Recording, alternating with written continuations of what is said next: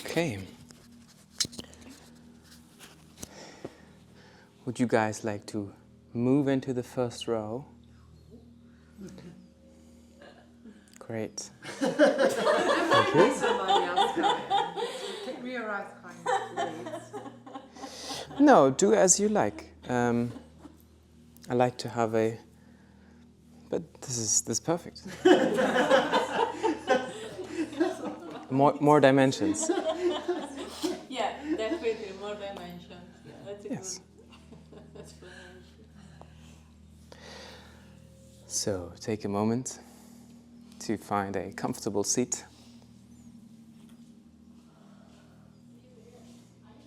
Inhaling into your pelvis, to your belly. Exhaling.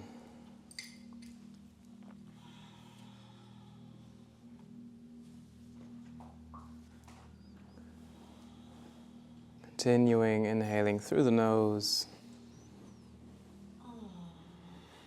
Releasing pressure, tension through the open mouth.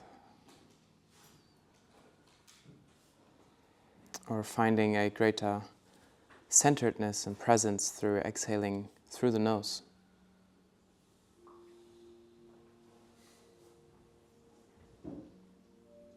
Play with these for a minute more. Inhaling through the nose. And seeing how exhaling through the mouth or through the nose may feel different.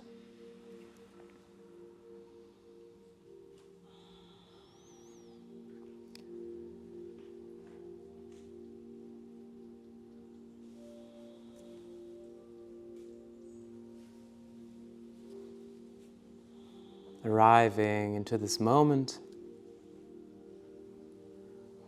from wherever you're coming from your break. Coming back into this space.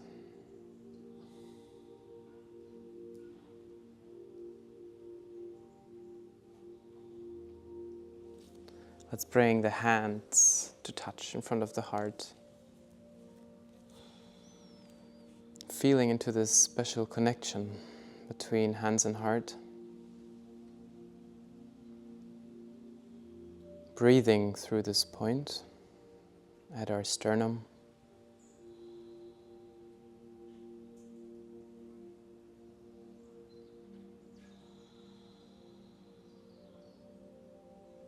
Noticing maybe subtle shifts within.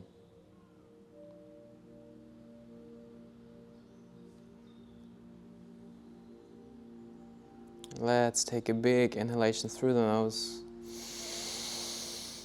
out through the mouth. In for one Om.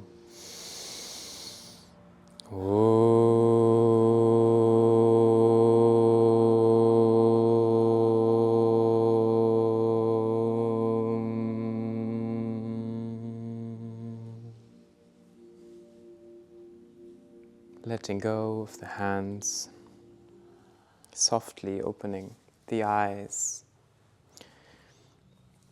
letting colors and forms and shapes reappear.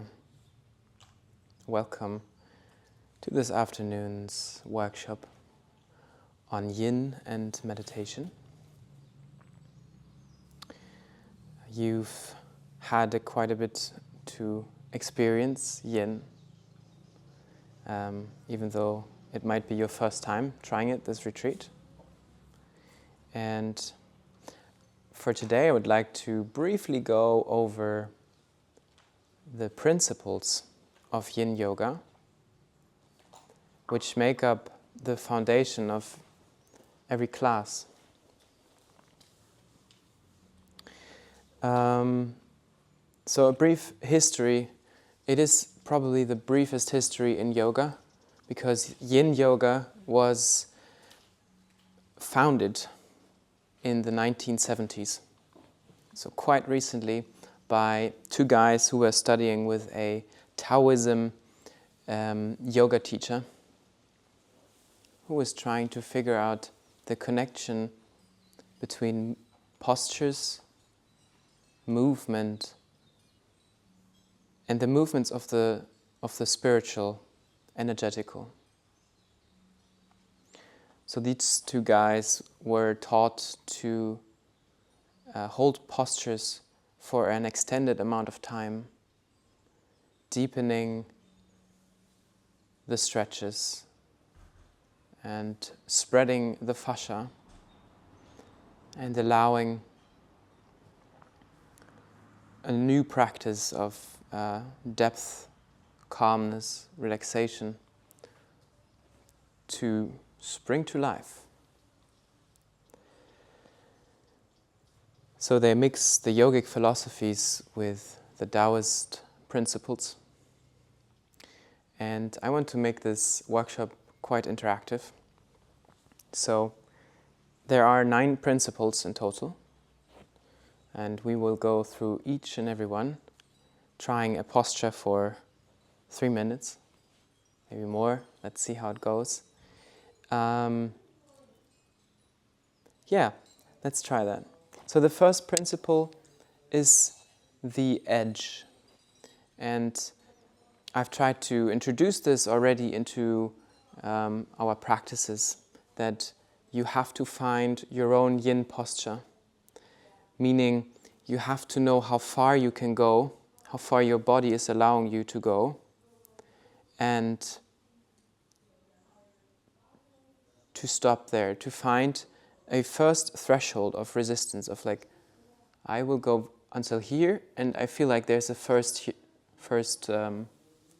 stop. And this is called the edge. So finding the edge is very important in Yin Yoga. So let's try this. Let's do a butterfly first. So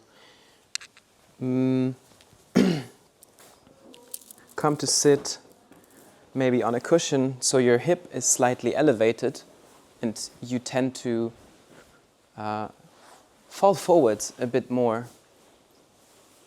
bringing the feet to touch in front of you. And the first thing to observe here is how far close do you want the feet to go. The stretch in the hips is more intense the closer the feet are to your pelvis. You relax and shift the stretch in the hips if you move them forward, making it a bit more easy. And you can take a bolster to hug it. This is the most comfortable position. So the edge is to try to find out where is it comfortable, or in the area of discomfort, to hold this posture. You don't want to take your toes like we did this morning and pull yourself into this posture, because we are practicing yin cold, so we're not warmed up, and we want to go easy. So where is the edge? How far do I want to go today? Where is this first point of resistance?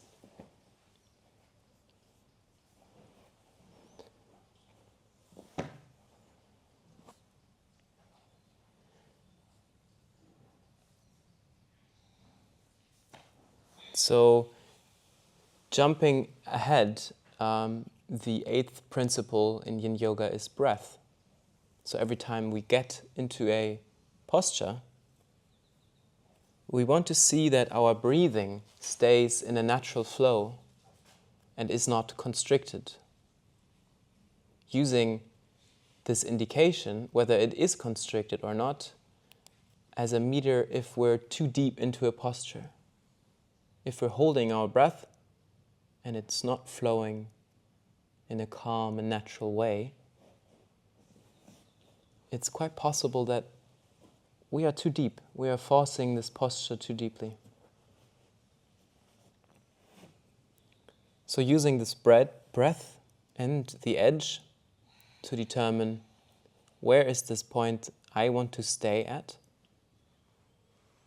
and then introducing a calm and relaxing breath, using the inhalation to stay present in the moment, anchored in the now, using the exhalation to sink into the ground, to observe this feeling of sinking into the ground.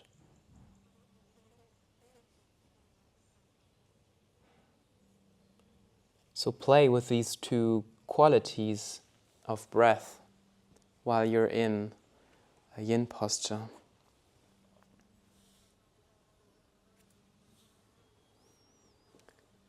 And before we leave a posture, I always introduce to deepen the inhalation, to bring this fresh quality of breath into the body, bringing us back into the present moment.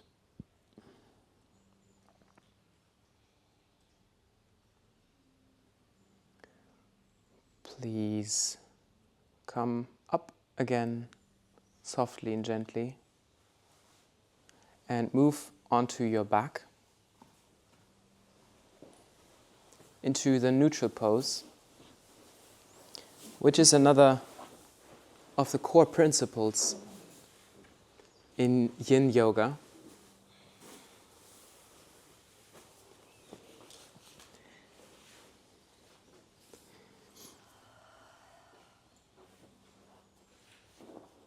And it couples very well together with the principle of stillness. So when we come into the neutral pose, we want to find stillness, to let this pose neutralize the built-up tension from the previous posture. We want to allow the energy to come into a balanced flow. We want to allow the spine to rest in its natural curve. And we want to stay here for approximately 1 minute, not getting too sleepy, too distant, staying in the moment and using this neutral pose to deepen our experience of this class, of ourself, and promote greater relaxation. So when you come into the neutral pose, try to find it rather quickly and then return to stillness.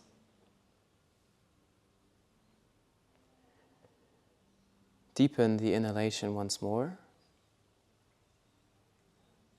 and make your way up into a seated position.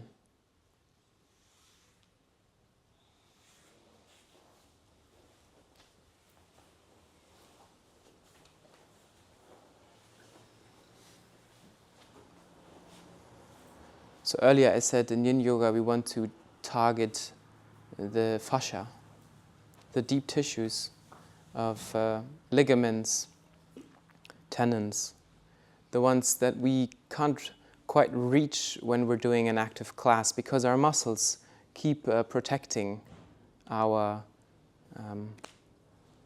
joints.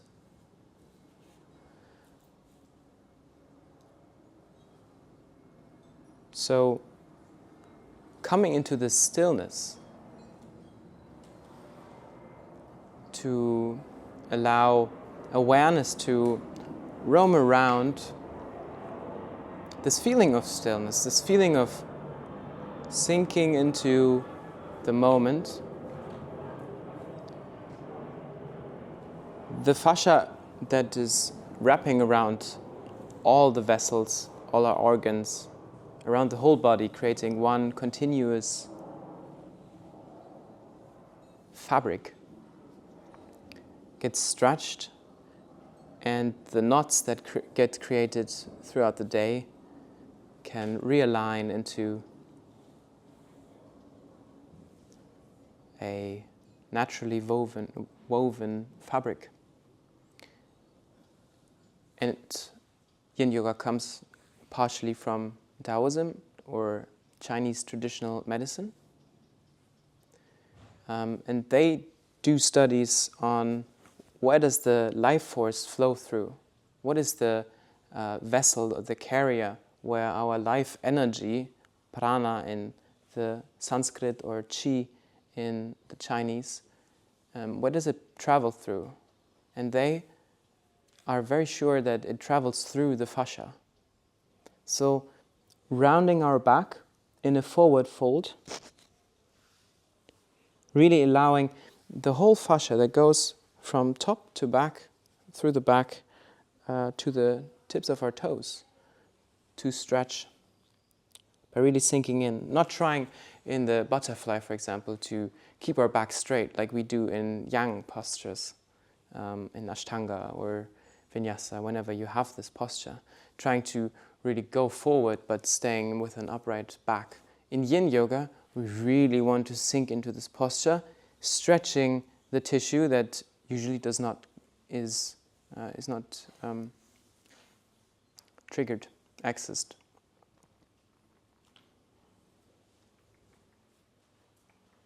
So maybe let's do another posture, another easy one. Like we did this morning, you can think of this as Paschimottanasana. But if we think of these yin postures in yang terms, we might also do them in a yang way, going to grab our toes and pull us into this posture. But we want to use gravity, and we don't want to use muscle activity or tension. So here it is important to keep our knees safe, maybe putting something below the knees, the bolster, the cushion, 1 block, 2 blocks. And then we want to make it really comfortable. But we also want to create this posture in a way that our body can relax further into this. So if we, use this unicorn style of bolster, we might not be able to sink forward, but our body is like, hey, I have more space. I had the time to relax. I want to go just a little bit deeper. And so time is another of the core principles of Yin Yoga. Take a moment to relax into this posture.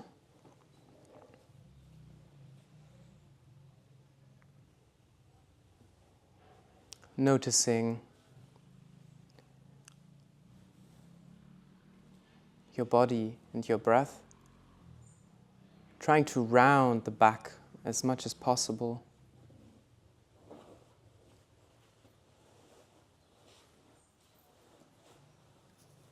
Time is a crucial one, especially because our muscles protect ourselves for the first roughly 90 plus seconds from going deeper into stretches because we're not warmed up and our body thinks, oh, we might hurt ourselves. So you maybe notice this in Yin Yoga, that there's a resistance to go deeper. And this resistance, that's our muscular system, trying to protect, again, our ligaments, tendons, and joints from experiencing injury. The other aspect is that It takes so much time to arrive anywhere. Also, in Yin Yoga, in every Yin posture.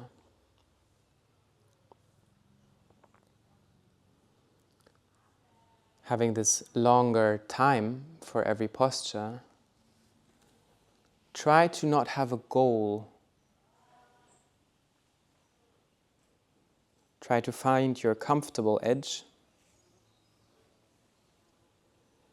and allow a natural response of the body,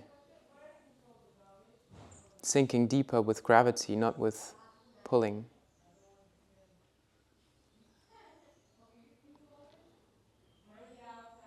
Another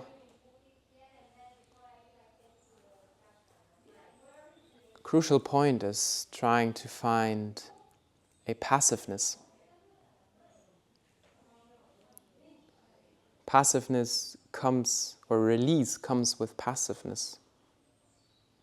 And we really can allow this body to release on a deeper level if we find passiveness. So stillness is one thing. The other is really trying not to move, even though there's flies crawling over the skin. Tingling, tickling. So the fourth principle of passiveness and release is about surrendering. Surrendering to the moment. Surrendering to the impulses to keep certain movements in the body, to keep us busy. Surrendering to this impulse of keeping busy. So deeper tension, both physical, mental, but also emotional. Find release in this surrender.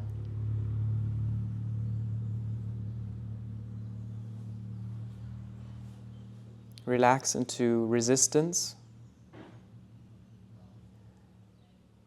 and try to find a certain willingness to release control.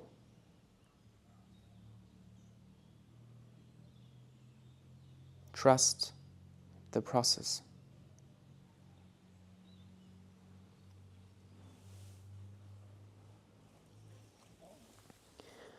Deepen the inhalation once more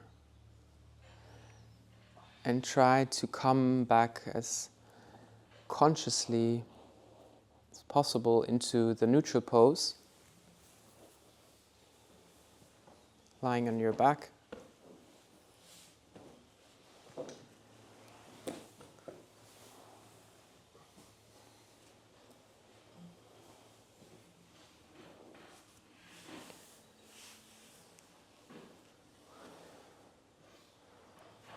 So Yin Yoga has a lot of overlapping areas with meditation. We try to get into a posture.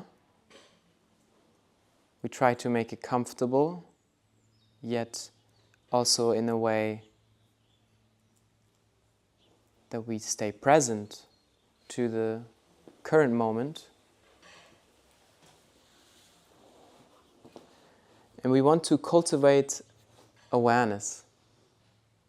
So right now, in your body, how do you feel?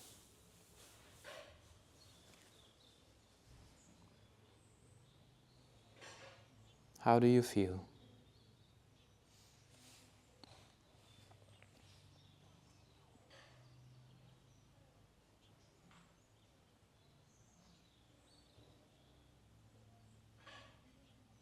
And where do you feel yourself most?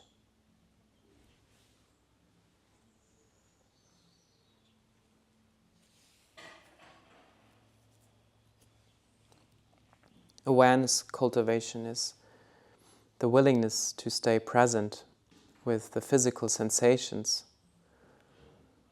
staying present with the thoughts and emotions.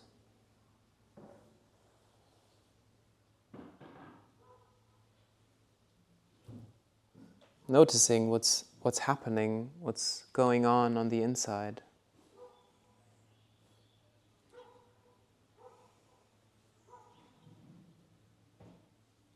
Always returning back to the sensation of breathing,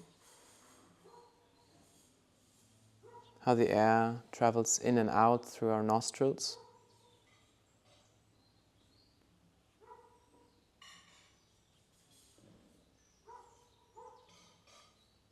How our belly is rising and falling. Cultivating awareness of the breath.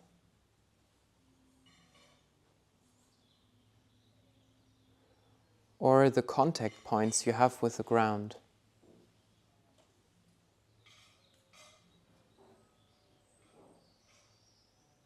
Another beautiful one, especially here in Corfu, in this outside shala, is that we can incorporate awareness of sound. Yes, there's someone setting the tables for later, but there's also birds singing in the trees.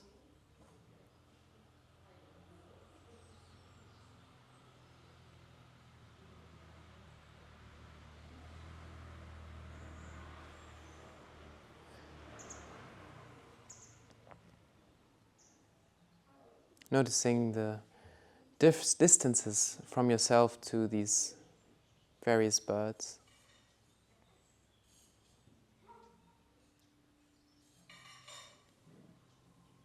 Or trying to focus on the sound of breathing without changing it much. So deepen your inhalation once more and come back into a seated posture.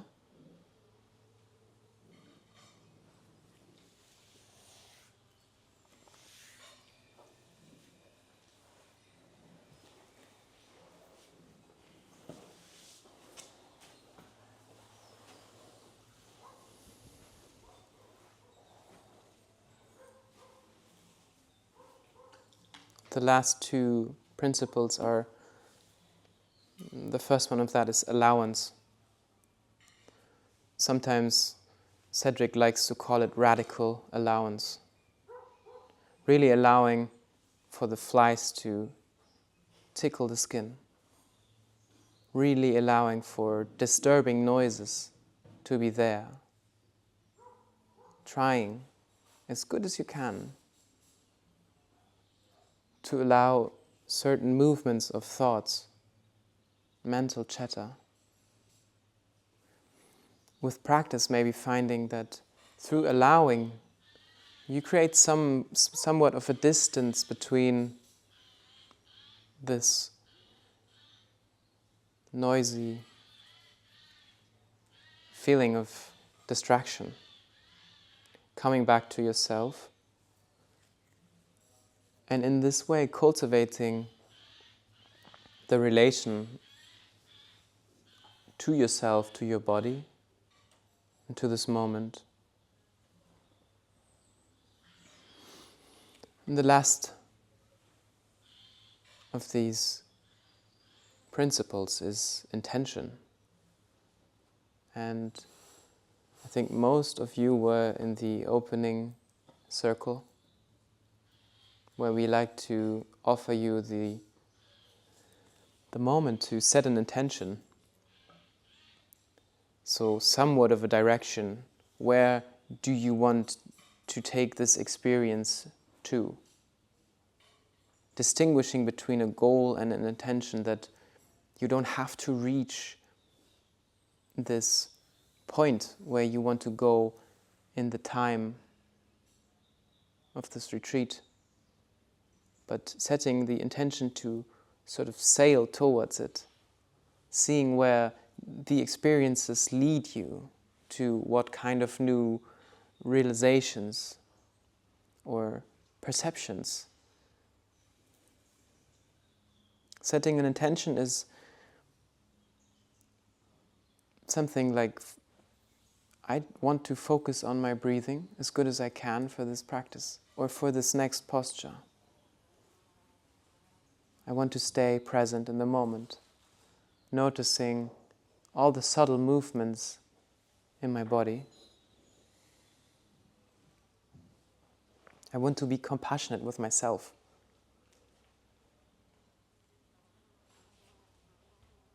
I want to release tension, maybe in a particular place.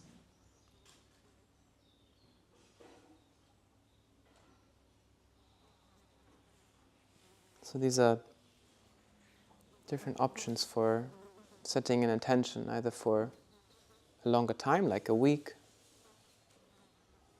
the time of a class, or the time of a posture. And so this is the point where we intersect with meditation. Maybe you find yourself a nice meditational seat, which can be a chair.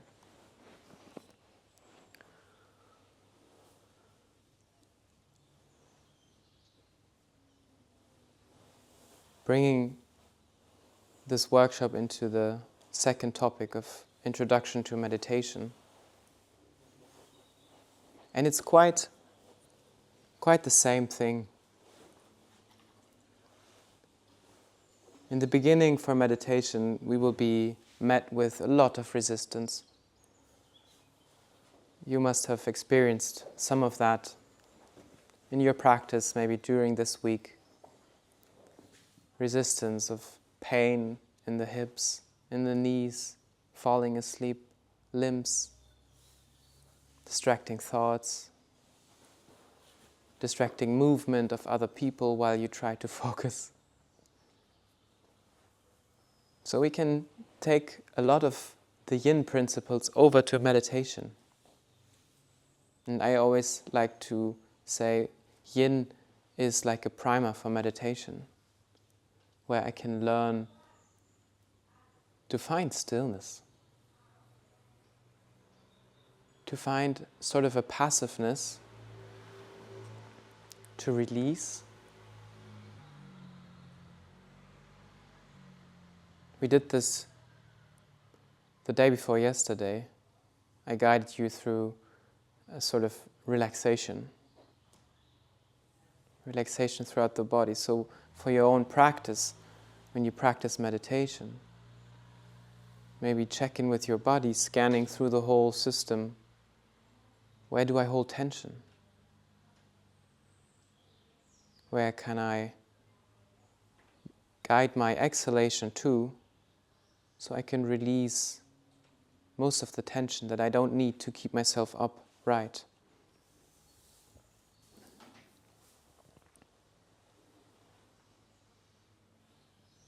Coming to breath and focusing on the inhalation and exhalation. Finding the stillness within, over and over again, returning to the centermost point of ourselves. Where do I feel myself most?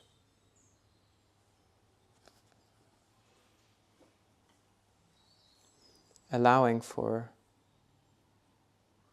distraction to come and go.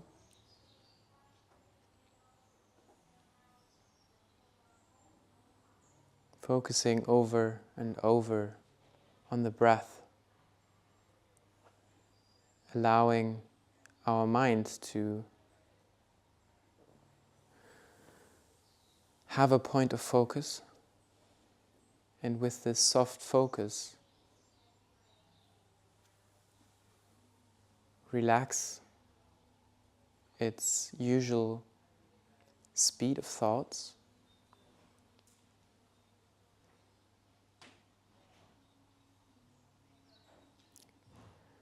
Relaxing with willingness into the impulse to maybe scratch.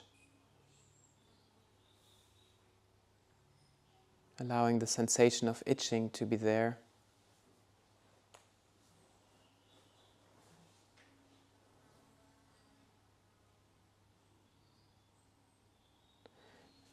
And if we practice that for a while, we can begin to introduce an object into our meditation. Maybe at first it is a visualization.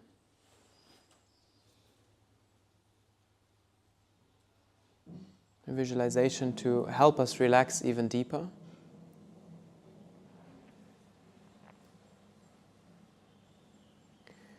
It can be a mantra, like repeating on the inside, Om.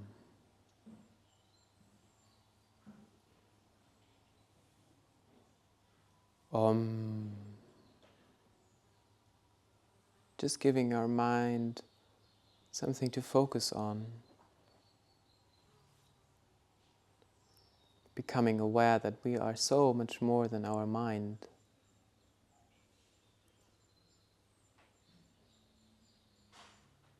With practice, becoming aware of being the witness of ourselves. And through switching into this role of being the witness, allowing even greater relaxation and stillness to become present into the moment.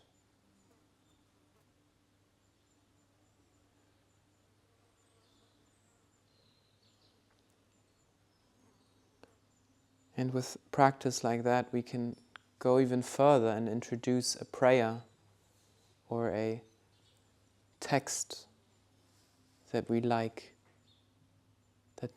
that we feel like there is something happening if I repeat these words within. Maybe it's a quote from Rumi, Meister Eckhart.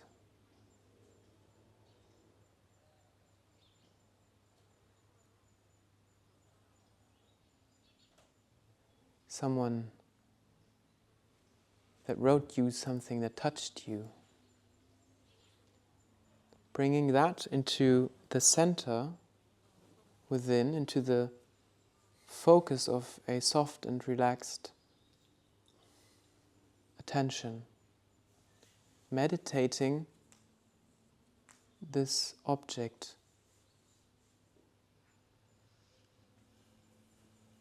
Feeling into its qualities.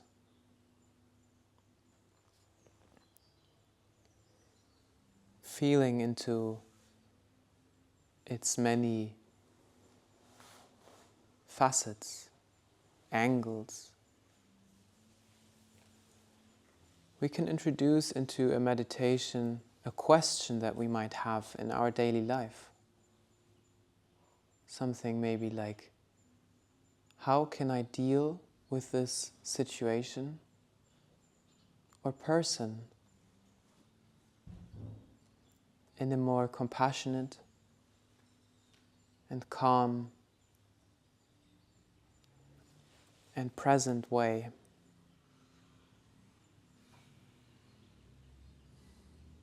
So meditation first is something we use for our mental health,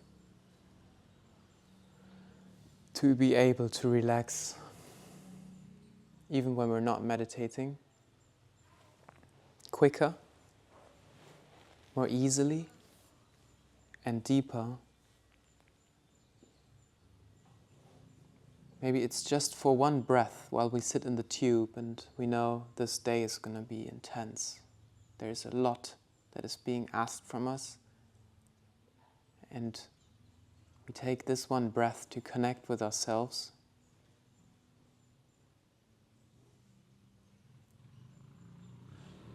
Connecting maybe to one of our core values of truth, honesty, love, a gift that we know we have to give to others. And through this way, meditation becomes life.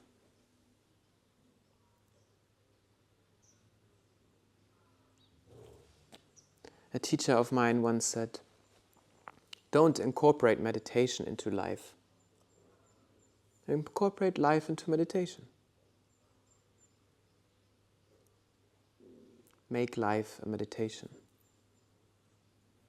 Not that you're walking around like a Zen guy, always in this kind of inward-focused way, but being in connection with yourself.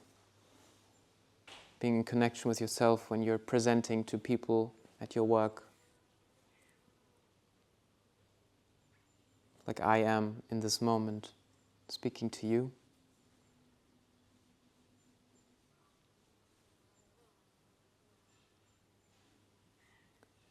So first things first, practicing inner stillness, allowing to surrender to the moment as good as we can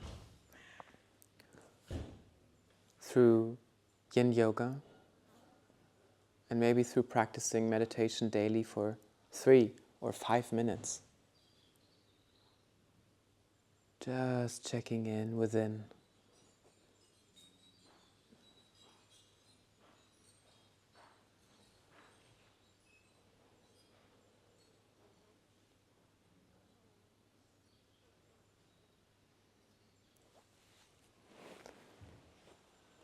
Focusing on the inhalation once more, coming back to this space.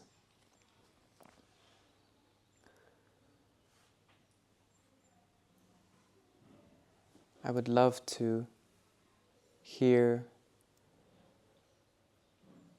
from your experience with Yin Yoga or meditation, wherever you might have questions.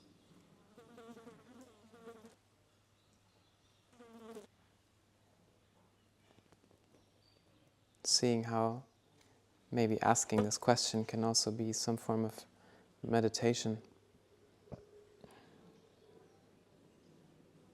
Not making it too complicated.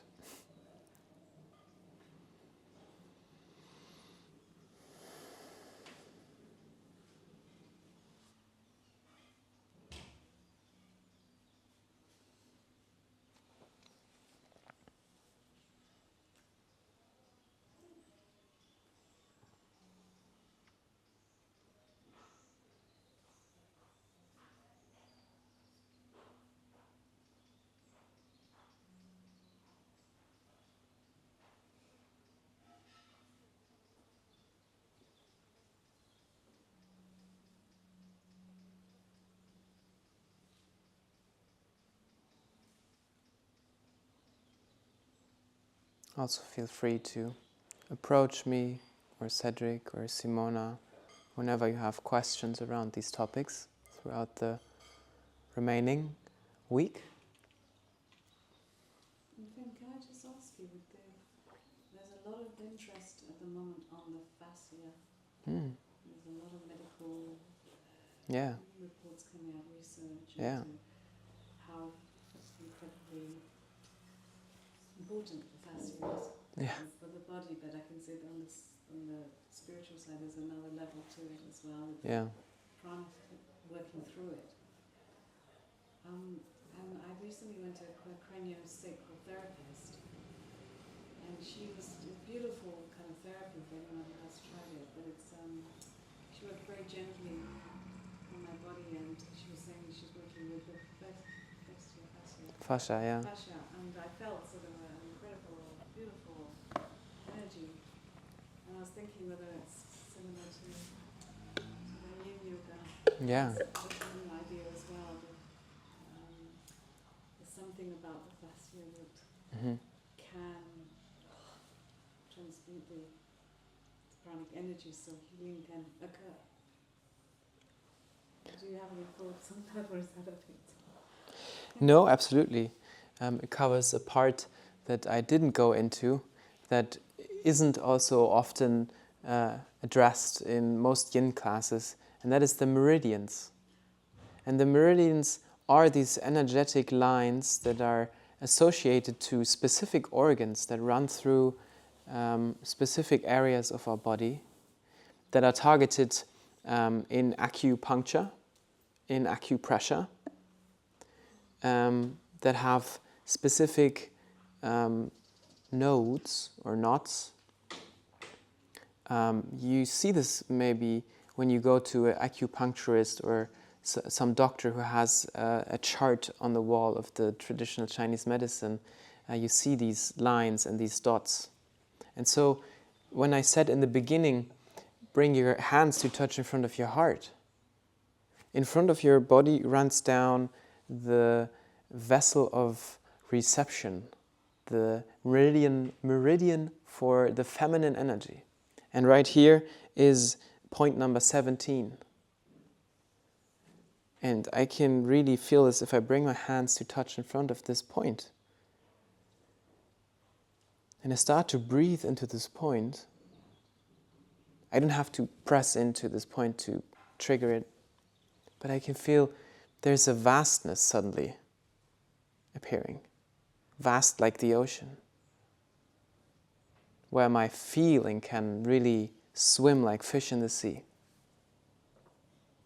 And so, as a yin yoga teacher, we can design classes specifically to these meridians, triggering these points for the specific organs, maybe doing a yin flow for the urinary bladder organs, or the liver and the gallbladder, gallbladder, the heart. All these different things we can introduce as a topic. I think it takes a bit to get a perception for what is actually happening. But maybe in the end, after this practice, you feel like, oh yeah, there's a flow here on my right side. I do feel like maybe my liver isn't so stuck anymore. So yeah, it's definitely... Your digestion works a bit better, something like that. Yep. You breathe a bit better. And And then the organs are connected to emotions. For example, the liver is connected to anger and connected to headache.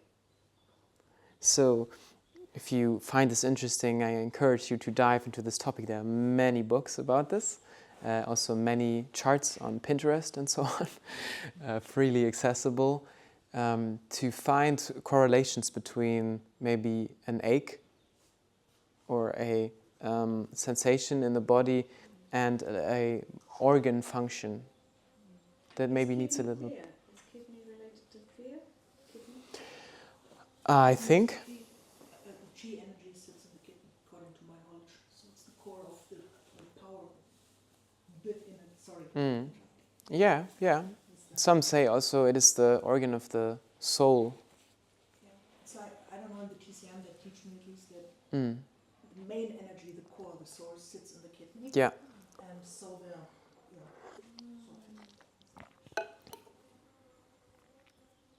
Thank you for this question. Interesting. It's great.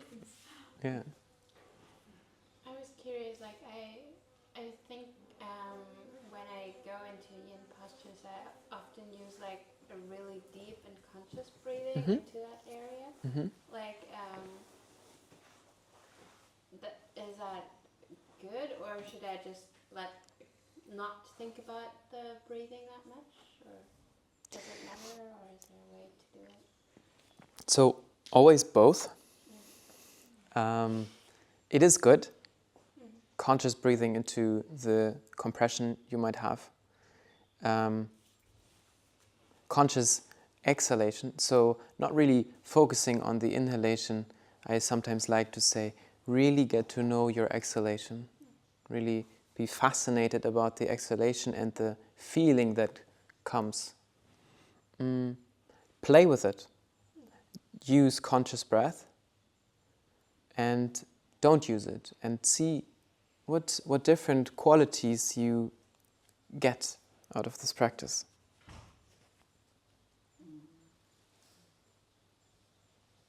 I think it also depends about the intensity that you want to achieve in the pose, right? So because it's such a subjective practice, you can decide on yin if you want to go a little bit, if you want to be more intense, or if you want to be more, soft. So, and definitely if you want to get a deeper stretching, you need to control the breath, because it's the breath that will help you to dive deeper into the posture. So it's definitely both, right? Yeah.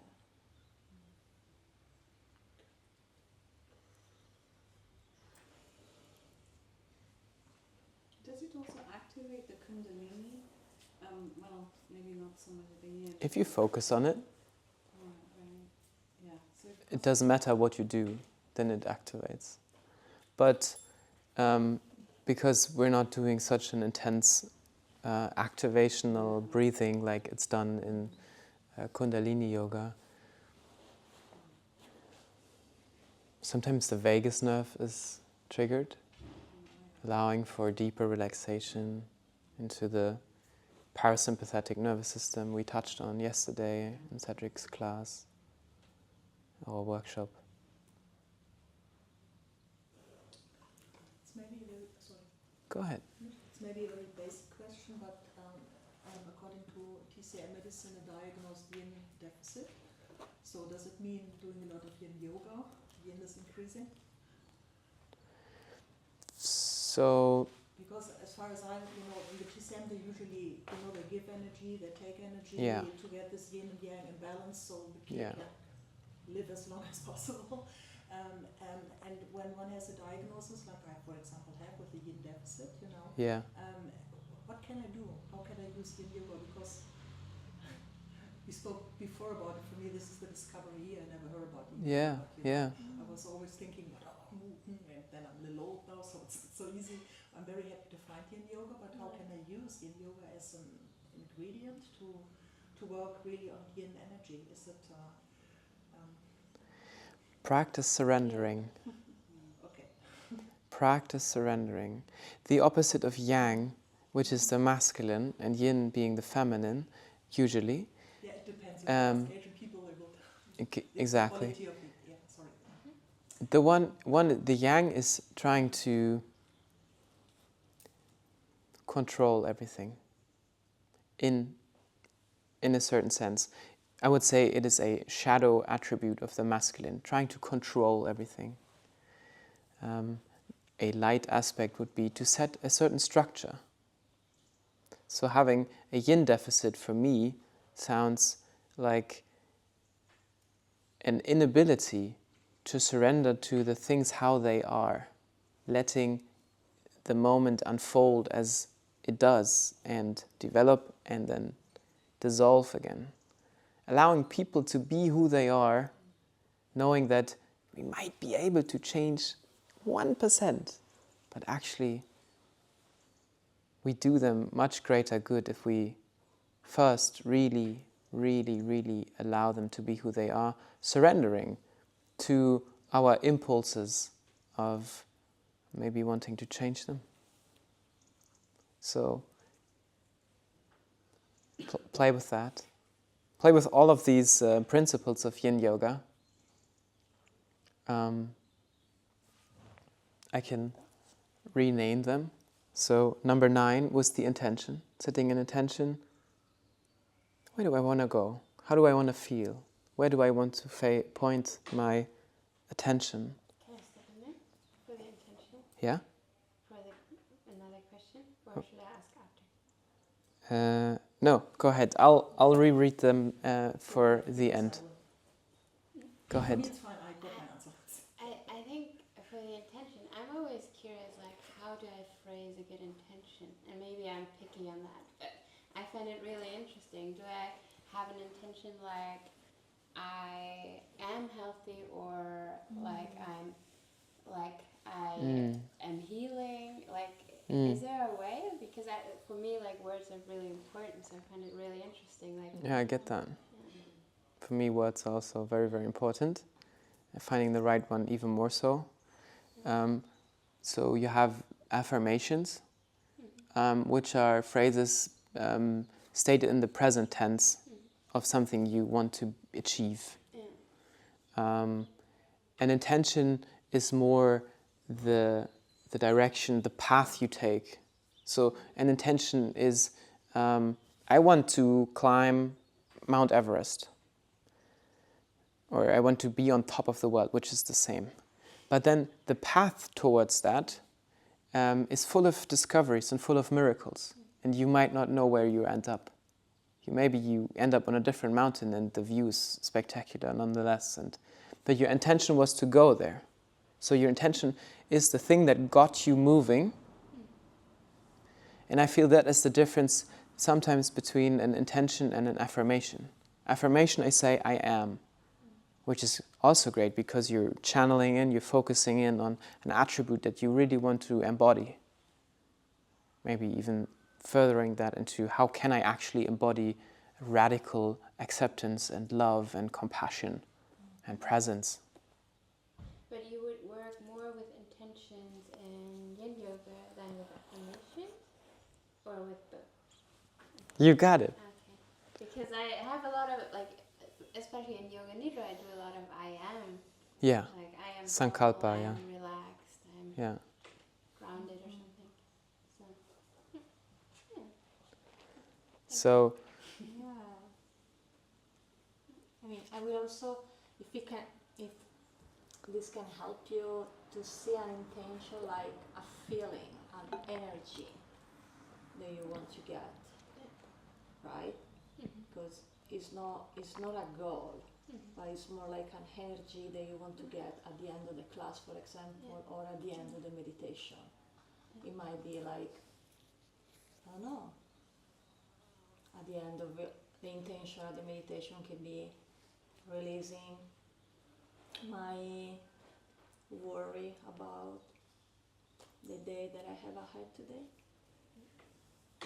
or getting more comfortable on sitting in my meditation, or it's more, or maybe you want to just receiving something that can be an answer. Maybe it might be like, what do I need to know today from this meditation? What do I need to release or receive? And most of the time it's just connecting with your guide, with your intuition, which is yourself. Just listening to it. More, I would say, like I say an intention like more energy of feelings, something more deep. Yeah. I don't know if this helps, but yeah.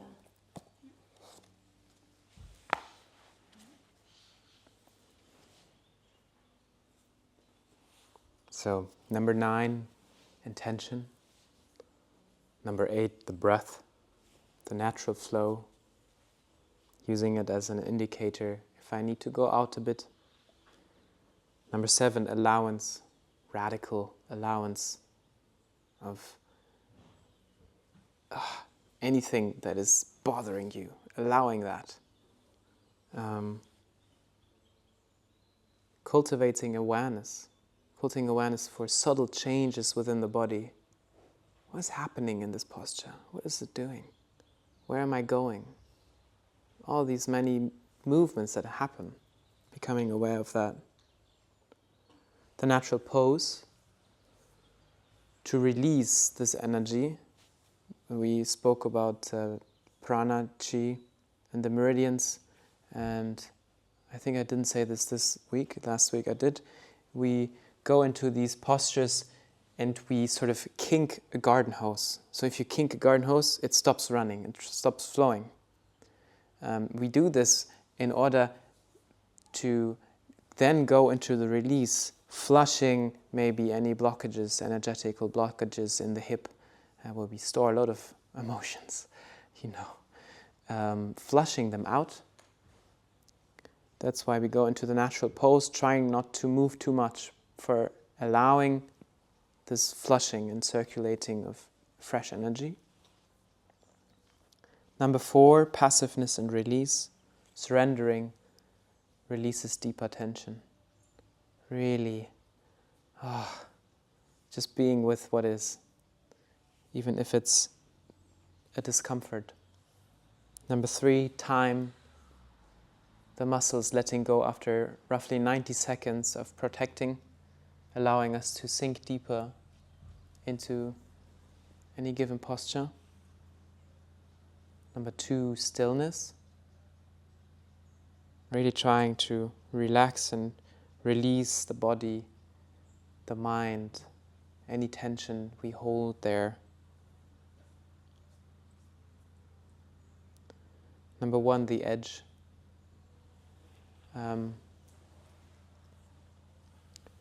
Noticing how far we can go today and maybe stopping just a little bit before that. Sometimes teachers say, what is your 70%? So you know in yang classes you can go touch your toes. That's 100%. If you warmed up. So it might even be less while your body is cold. So what is 70% of your range of motion? Trying to stay with that, noticing the impulse to go, I want to go deeper. I want to be really flexible, whatever. Noticing that, staying with a safe edge in the zone of discomfort, never pain. I wonder if the personality type, if a risk taker, people are risk takers. Yeah. Maybe the other ones who tend to push more forward, and the ones who are risk averse, Mm. like I am. Mm. Just like a little bit old, tippy-toe my way through things. I just wonder if there's a kind of personality type that may want to, they like to take the risk of seeing. Oh, sure. And then there's others who are a little bit more fearful, and they won't because they're worried about hurting some part of their body Yeah. or So damaging it. one needs to be more conscious and aware, and the other one also, but maybe a bit more courageous, while the first one Work a bit. goes slower. Yeah. But we'll work, we'll learn, and often we learn through pain. Yeah. I mean. Okay. Last question? Can I ask one last question? Oh, please. Of course. I'm still trying to implement more yin yoga in my daily life. And Yes. I find it harder to implement than like a flow. Mm. And I was wondering if you have any tips, like, because I tend to just do a couple of poses, like normally heart opener because I just love it, and I'm wondering if it if there are different ways, like how can I implement it more than like just doing a yoga video on YouTube that I don't always like feel like this is exactly what I need in that moment. So I don't know if you have any tips on that. When I want to be guided, there's either I want to be guided or I want to do my own. If I want to be guided, Cedric has a couple of amazing yin yoga videos on YouTube. I go there, really nowhere else. If I want to do it by myself, I have an app on my phone called Insight Timer, and I have a repeating alarm after 7 minutes and after 6 minutes. So after 6 minutes, the timer rings, and I know I'm gonna go into the neutral pose. And then after 1 minute more, it rings again. I can share the setup if you're interested in that. And then I do 3 poses. And I am feeling most grateful to myself when I notice that in the evening I want to feel some sort of connection, and maybe I go on YouTube or Instagram. No, hang on, I can also do yin yoga. And then I roll my mat. I bought bolsters and blocks. You don't need that. You can also wrap a big blanket in another woolen blanket, so you have something to hold on. You can wrap 3, 4, 6 books with rubbers. Then you have blocks, just so you have something underneath your knees or underneath your hip. And then doing 3 postures in the evening, is bliss. And is it better to stay with the postures that you feel comfortable with, or is it also good to maybe integrate some where you feel like, oh, this feels kind of rather a challenge, like... Sure, do one that challenges you and like 2 more that you really love. Do you practice yoga at home? Do you practice yoga at home? Okay. Yeah. Yeah, you're welcome.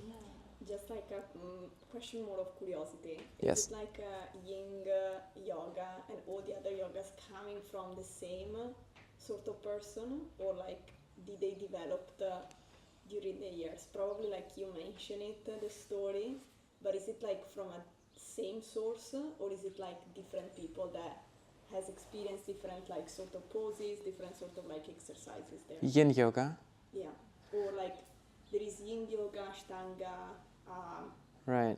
Vinyasa, Hatha. and so to speak. So Mm. I'm trying to understand if like those come from like the same person, or like No, absolutely. As he said at the beginning, he said Yin yoga is very new.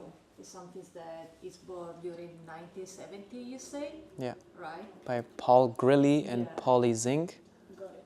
So And they had a student named Sarah Powers who also continued to do that, and they only developed a couple of postures, but wrote a thorough guide of that. And I did my Yin teaching this year with Cedric and Athena, and they've already developed a couple of other postures.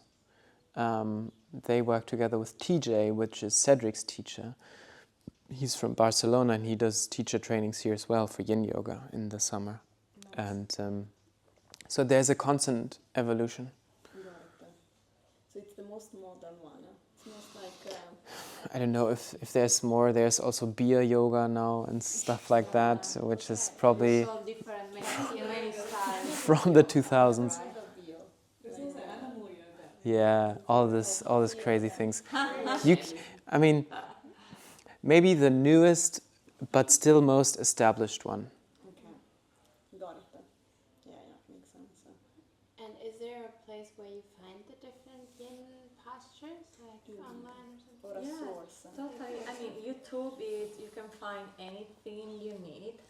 Like, Okay, Like but a- like I was more thinking of a picture with all the different postures, so I can go. totally, yeah. This one. If you go to Google and just write down Yin yoga posture for beginners, Yin yoga posture for intermediate, you will find a lot of info, from video to Fantastic. pictures to like And then there's this great book called is available.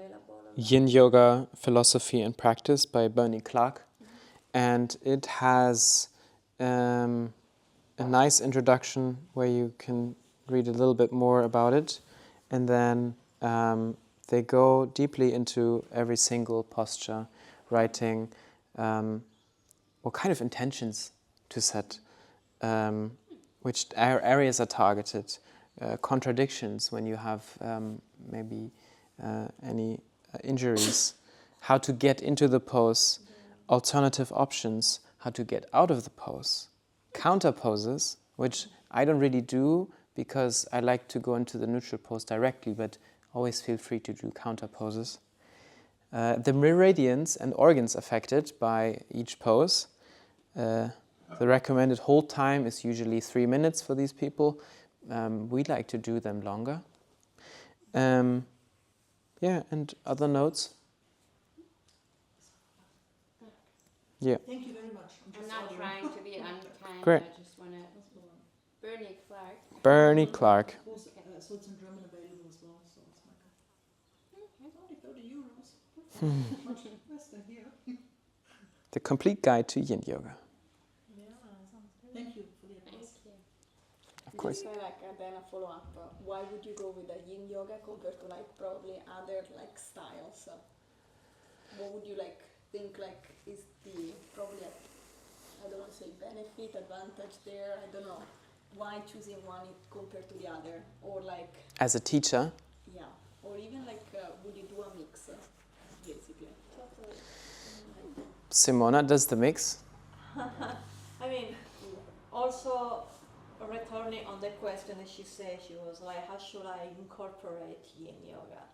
Like, I love to do my own practice, which is always, usually vinyasa, hatha, and then I like to finish with 20 minutes of yin yoga, where I just, all the poses for longer, right? But in terms of what to choose, it depends what your body needs and what you want. Like, if you are craving for stillness, restore your body and muscle, you wanna choose for a yin yoga, restorative yoga, nidra yoga, something's very calm. If you need some energy, if you want to feel the prana, the life force, if you want to wake up, you wanna maybe practice some vinyasa in the morning, hatha, ashtanga, which are all active practice, right? Yeah. So it's all about what your body needs.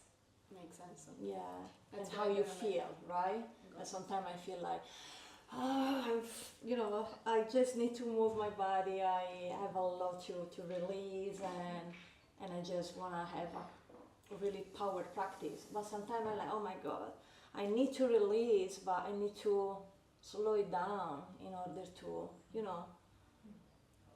allowing this negative energy to leave my body, and then I go on yin, right? Or I do a mix. I mix. Yeah. It's more like the mixture is like basically the core for like different sort of like status of like the body and the mind. Yeah. Okay. And at the end of the day, it's your body, it is your practice, right? So you are, free to adjust the practice and do whatever you like, right? So you can mix a different style and just make your own style, right? Especially if you practice by yourself at home, and there is no rule. The only rule is listen to your body. Absolutely. Take whatever your body needs at that time, and then feel free to mix everything, hatha, vinyasa, ashtanga, and make your own flow, your own, practice. Yeah. And practice safely. Exactly. So yeah. don't go over your edge. Of course. Know that after a strong vinyasa class, you can go deeper into yin postures than you would normally, and that this might be a hazard for injuries, because you don't know how far actually you can go. Your muscles are already warmed up, your ligaments, your tissues. So practice yin yoga after active classes, I would say, with caution, and go especially to 70%, not to 100%. And really allowing in this moment still for gravity to do the work. Not pulling yourself like you would in Ashtanga into Paschimottanasana, which is caterpillar in yin yoga. Cute little animal names. Or butterfly. Really sink into it and enjoy the sinking into it. I find sometimes that, this is the greatest joy I experience, is sinking into the body. Letting go, basically. Letting go. That's why doing it at night time is probably a nice thing for Yes. sleep. Yes. Yes. Because then it can really build you up for a good night's sleep, I would imagine. And keep it separate from the active stuff. Yeah. All right. Thank you. Thank you so much. Thank you very, very much for all your questions.